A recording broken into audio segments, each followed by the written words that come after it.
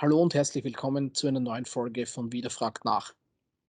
Schön, dass auch du wieder dabei bist. Immerhin ist es jetzt schon länger her, dass wir uns in diesem Rahmen getroffen haben. Mein Name ist Martin Mandl, ich bin Teil der Öffentlichkeitsabteilung der Gewerkschaft Vida. Schön, dass du wieder dabei bist. Mein heutiger Gast ist ein ganz besonderer. Sein Name ist Sergii Ivanskyi, er ist Eisenbahngewerkschafter aus der Ukraine, aus dem Land, in dem seit Wochen ein blutiger Krieg wütet. Wir werden gemeinsam versuchen, Fragen zu beantworten, wie es den Gewerkschaften geht, wie es den Kolleginnen und Kollegen geht, wo die Herausforderungen liegen und wie die Gewerkschaften ihre Arbeiten trotzdem verrichten können. Ich möchte auch gleich mit der ersten Frage beginnen. Wie ist die Situation der Gewerkschaften gewesen, bis der Krieg ausgebrochen ist? Do you have an idea what's the average salary in Ukraine for railwaymen? It was 300 USD in 2017. And let us say the first half of last year, it is around 400 USD dollars. So that is the average salary of railwaymen. And we have in Ukraine this economical term polarization of salaries, when the top management makes 200, 300 more than an average salary for the railway workers in Ukraine. So it's a kind of polarization, and it's not, let us say, the European principles in doing this. And before war, since the end of 2015, our railways was a state enterprise. And that it turned to become a joint stock company since the end of 2015. We have, railways is the main arteria of my state, and we have around 80% of all cargo transportation in Ukraine within different modes of transport. And Ukrainian Railways covers half of the passenger traffic in Ukraine. And that is data before the invasion happened to my motherland. So the salary is a number one challenge for our union for, I would say, for recent decade.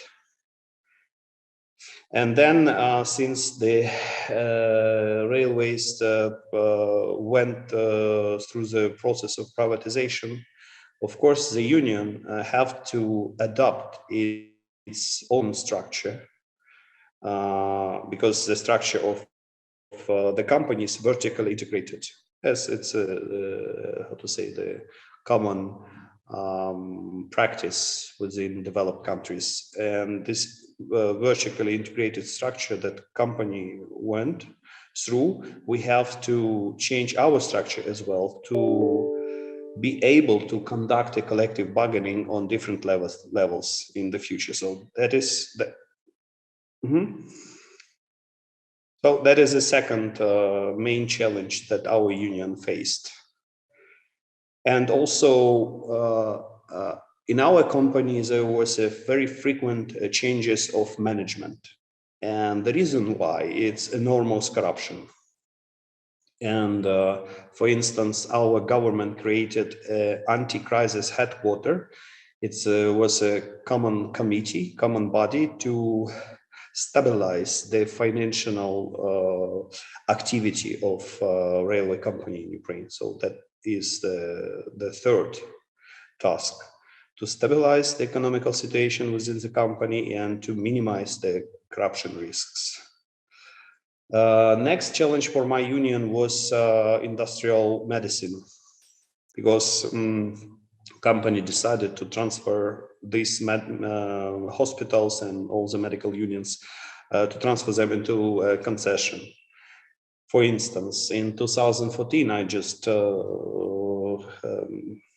dig in with the data a little bit before our Zoom meeting, and I found the statistics that in 2014 there were 99 medical institutions, and by 2021 only 8 medical institutions out of remained 11 were operating.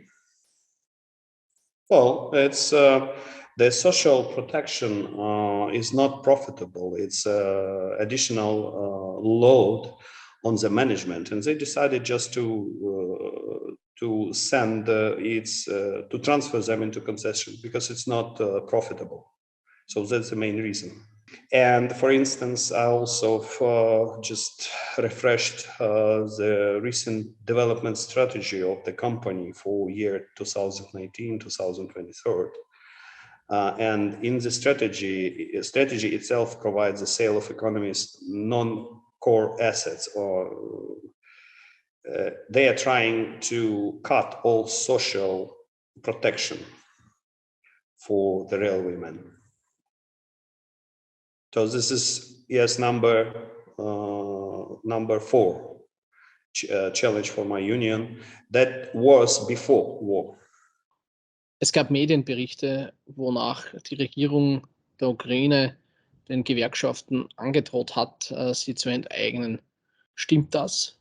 Und die zweite Frage, wie sehen die größten Herausforderungen der Gewerkschaften in der Ukraine aus? Yeah, I've heard also it's going on in my country. Absolutely. It's going on in my country. Absolutely.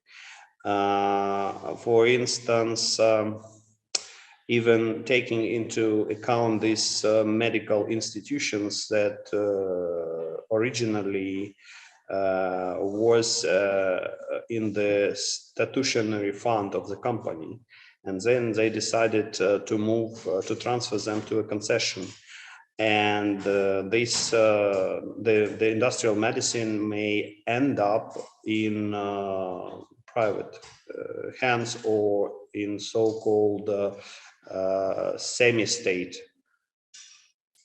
So it's really happening in Ukraine. Obviously, the war shows who is traitor in Ukraine and who is a patriot. It's absolutely transparent and visible now, yes, because you can simply judge what is white and what is black. It's absolutely, yes, but we didn't have that political will, maybe, to find traitors in my country during peace times. We don't have this political will, and it doesn't depend only from the leader of the state. It doesn't depend only on parliament, because you have local authorities as well, and that is an obligation of people, of community, to fight for and to clear up state from traitors and so on and so on. That is the one side, but the price enormously huge. The prices are absolutely critical because of the victims and because of massive destruction of infrastructure, of economy and everything, and because of this immigration that are pouring to EU and worldwide, because like 4.5 million Ukrainians left Ukraine. So 50,000, yeah, just came back 50,000, more or less, yeah. So this is unbearable catastrophe, I would say.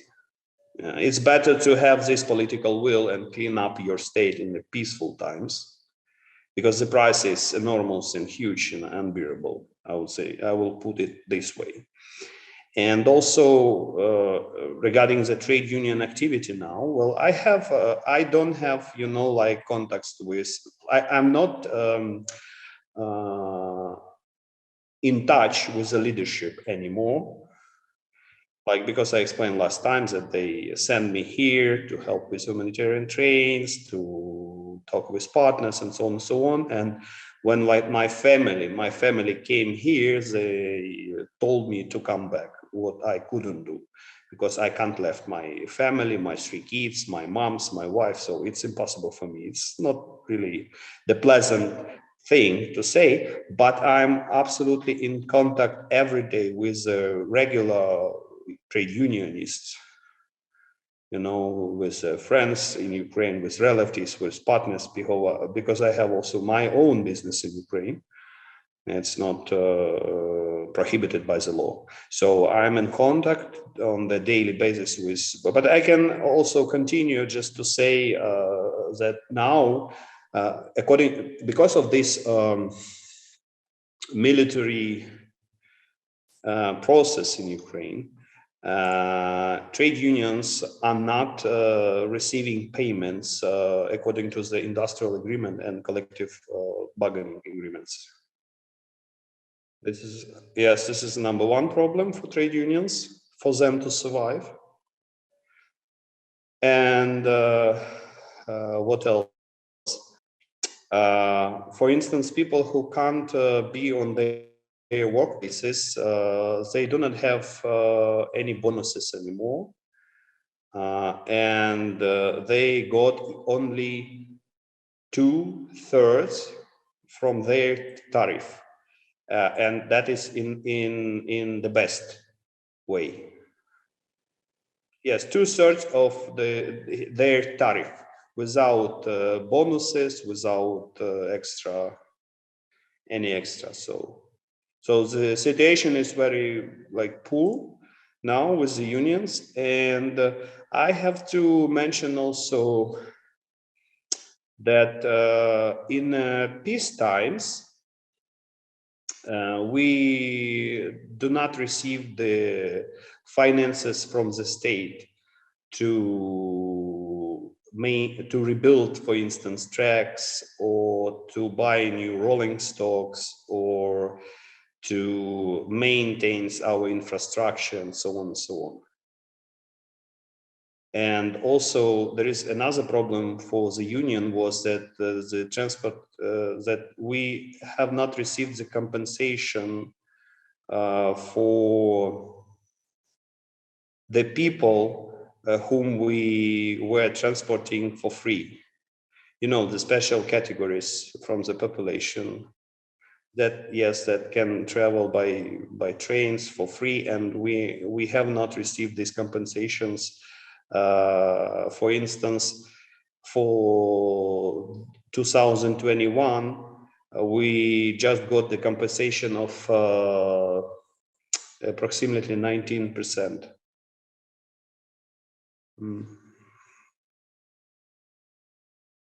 Well, I'm contacting different people. For instance, if it's the humanitarian aids that have to be made, so I'm helping them. I'm finding people to help to proceed with humanitarian aid. And for instance, if it's women with children and some elders, they asking how to, for instance, I don't know, to move to the European Union, what kind of documents, what kind of procedures, what benefits, and so on and so on. And of course, I would say that people, like the majority of people, of Ukrainians, will stand till the end, and they will fight to their death. That's absolute majority of people. And I would say that families decided they have to be separated. And of course, women took their children and coming to European Union or going worldwide, like to Canada, because it's a very big diaspora in Canada. And also some have very good friends or business partners or even relatives in Poland.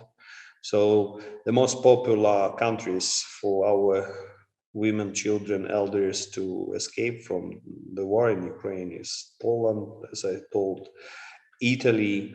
A lot of people come here to Germany, some of them going further to Canada and to other countries worldwide.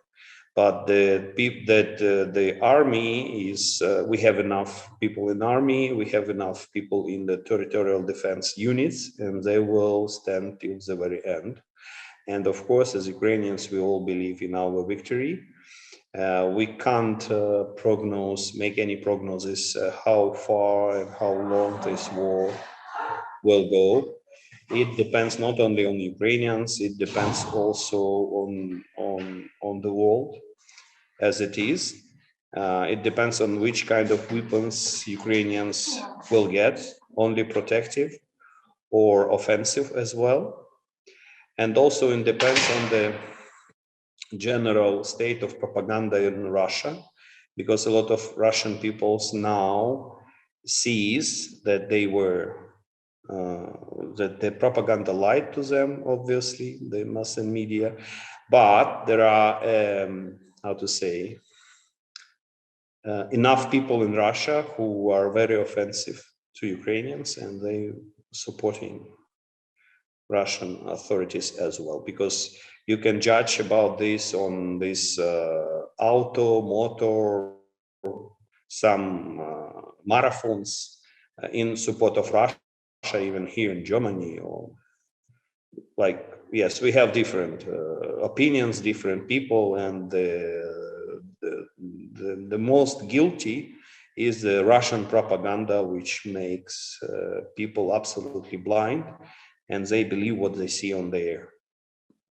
Hast du von den Eisenbahnmitarbeitern gehört aus Weißrussland, die Schienen, die Verbindungsstrecke zwischen Weißrussland und der Ukraine, also die Nachschubstrecke für Militärs unterbrochen haben? Und was sagst du dazu? Yes, I've heard about that. I may say that when war started, and like the first days of the war, I got calls from trade union leaders like Georgia, like Azerbaijan, like Lithuania. So I got these calls, but I have not received calls from Belarus leadership. And from my background, I can say that they are pro-state, pro-Lukashenko. And to contact them and to find out the real situation, it's not like really is a good idea, because maybe they will not be honest with me, the first point. Maybe they are afraid of the regime in Belarus, and they will not tell you honestly how it is. And even to find out who is concretely did that, it's not really a good idea, because these brave people may face the penalties from Belarus state as well. Was sind deine Wünsche für die Zukunft? Absolutely, I will be happy. So we win this war. I would be absolutely happy if we finally understand that the reason why we in such a dramatic situation, it's our corruption that have been blossoming for 30 years in Ukraine. The corruption was absolutely in each and every field of economy in my country, because I know this as an entrepreneur. I know it as a trade unionist. I know it as a father. I faced a lot of corruption and bribes when even there was a question, life and death, with my older daughter. In 2013, I managed to organize a surgery for my daughter here in Germany, in Bamberg, because I was like pushed very hard.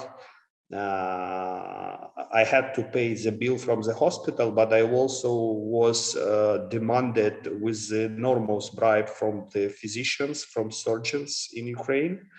I know that bribery is also in the police department enormous, and so everywhere enormous corruption.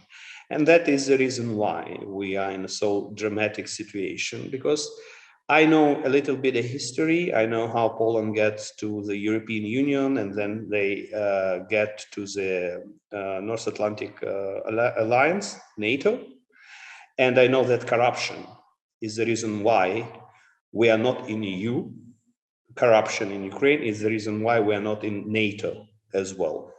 So this is very, very serious and absolutely reason why we got this dramatic situation in Ukraine. So I wish we fight corruption. I wish we send out all traitors from Ukraine that were working for Russian government.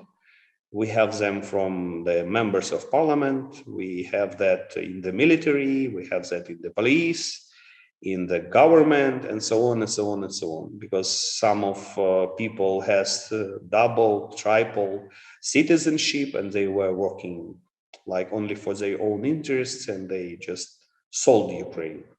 So this is a general like understanding, and I'm absolutely certain that corruption is guilty why we are in such catastrophic situation today. And as I mentioned earlier, it's not only president, it's not only parliament, it's authorities, local authorities, like in different, it's the mayors of the cities and so on and so on. You have to love your country.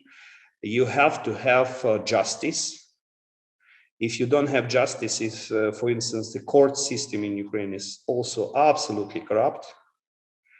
And even now, some of people who went out from Ukraine, to my understanding, they will never go back. Like it's kind of a chance from the destiny, you know, that's a kind of gift from the destiny that they moved out from Ukraine, because a lot of people, if you even demographically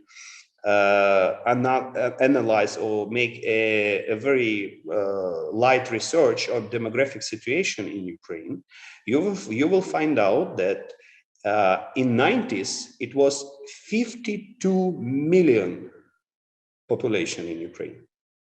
52 million. Today we have, I would say 35 million before war. So you see this enormous decline, and it's because of course the poor situation with the medical institutions and with health protection as well.